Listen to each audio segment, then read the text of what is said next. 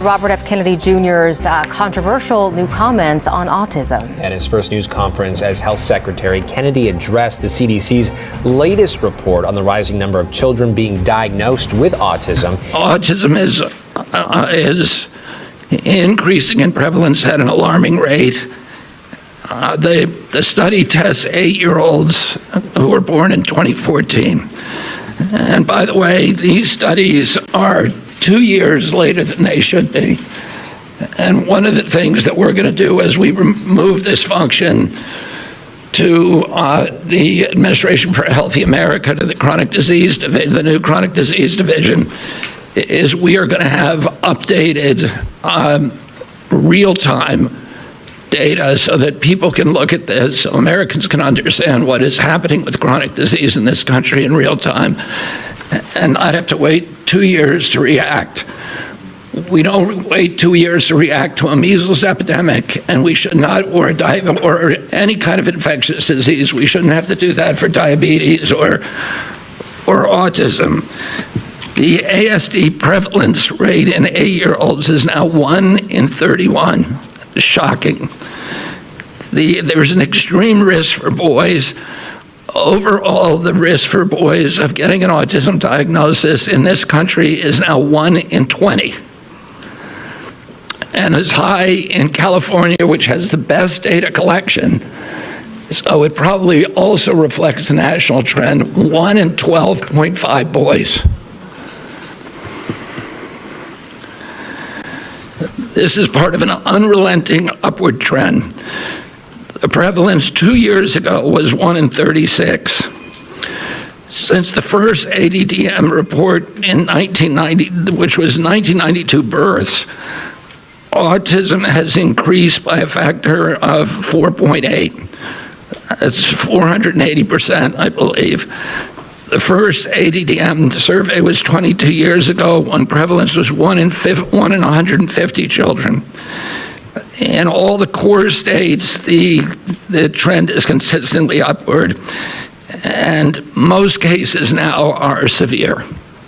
So about 25% of the kids who are diagnosed with autism are nonverbal, non-toilet trained, and have other stereotypical features, head banging, tactile and light sensitivities, stimming, toe walking, etc.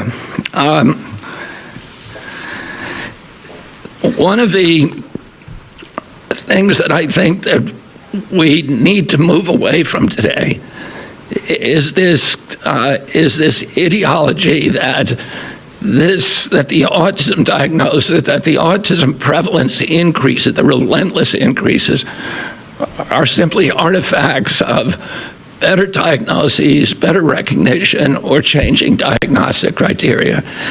If you look at Table 3 of the ADDM report, it's clear that the rates are real, that they are increasing in the last 10 years, which is the beginning with the first one. Year by year, there is a steady, relentless increase. I want to, because this epidemic denial has become a feature in the mainstream media, and it's based on an industry canard. And obviously, there are people who don't want us to look at environmental exposures. And so I want to just read you some of a little excerpts from some of the older studies.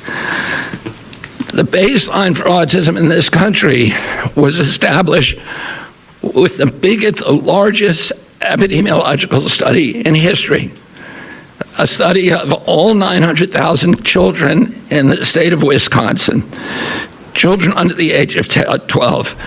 They found 0.7 children had autism in every 10,000. That's less than 1 in 10,000. Today we're 1 in 31.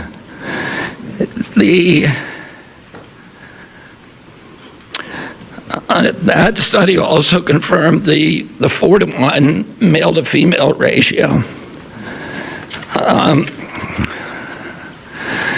There were at that time 1 in just over 60 children in Wisconsin with autism. And today it's around 20,000. In 1987, there was another exhaustive study, a peer-reviewed study in North Dakota, set out to count every child in the state with a pervasive developmental disorder, including autism. That study meticulously combed through every record, every diagnosis, and he even conducted in-person assessments of the entire population of 180,000 children under 18. The autism rate they found was 3.3 per 10,000, so that's in line with the 1 in 10,000 that was found in Wisconsin 17 years earlier.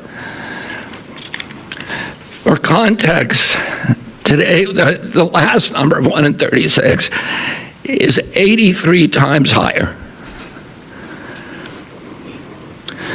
In 1987, out of every 1 million kids, 330 were diagnosed with autism.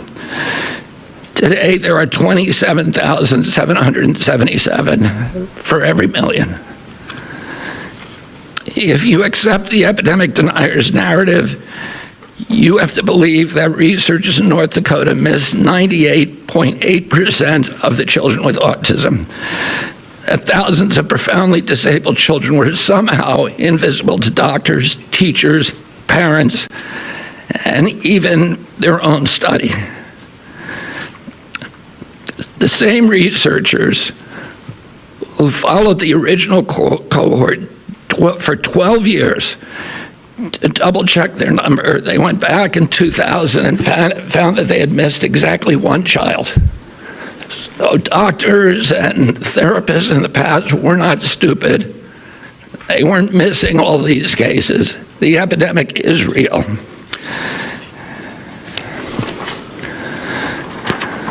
Between 1959 and 1965, researchers from 14 hospitals associated with major universities undertook the National Collaborative Perinatal Project, tracking 30,000 children from birth to age 8. This was no half-baked survey-based analysis. The study conducted 9 separate screenings covering neurology, psychology, speech, language, hearing, and visual function.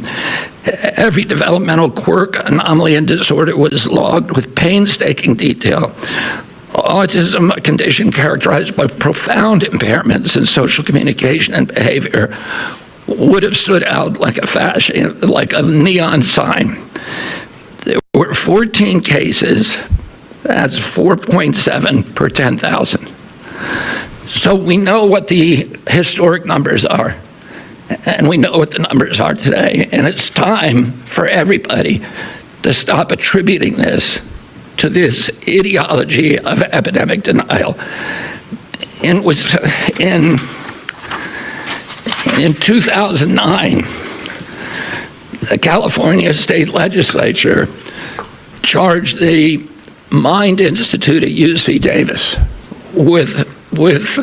because this myth was already becoming pervasive, the myth of epidemic denial was already becoming pervasive in the mainstream media. The California legislature directed the Mind Institute at UC Davis to answer the question. And Irva Hertz-Pichota was a highly esteemed, revered scientist, neurology, and epidemiologist, came back with a definitive answer: the epidemic is real. Only a very, very small portion of it can be changed to can be charged to better recognition or better diagnostic criteria. I want to say a couple of other things. There are many, many other studies that affirm this, and instead of listening to this canard of epidemic denial, all you have to do is start reading a little science, because the answer is very clear, and this is catastrophic for our country. There's a recent study by Blaxell et al. And a team of other researchers that said that the cost of treating autism in this country by 2035, so within 10 years, will be $1 trillion a year.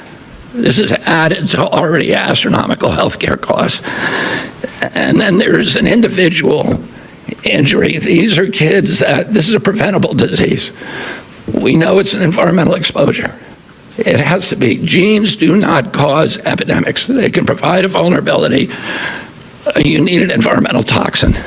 And Irva Hertz-Pachoda pointed out that because of this mythology, that the amount of money and resources put into studying genetic causes, which is a dead end, has been historically 10 to 20 times the amount spent by NIH and other agencies to study environmental factors, to study exposures, to study external factors, and that's where we're going to find the answer. This is an individual tragedy as well. Autism destroys families. More importantly, it destroys our greatest resource, which are our children. These are children who should not be suffering like this. These are kids who, many of them were fully functional and regressed because of some environmental exposure into autism when they're 2 years old.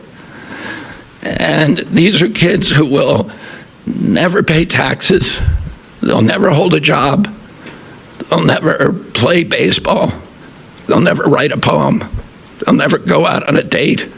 Many of them will never use a toilet unassisted. And we have to recognize we are doing this to our children, and we need to put an end to it.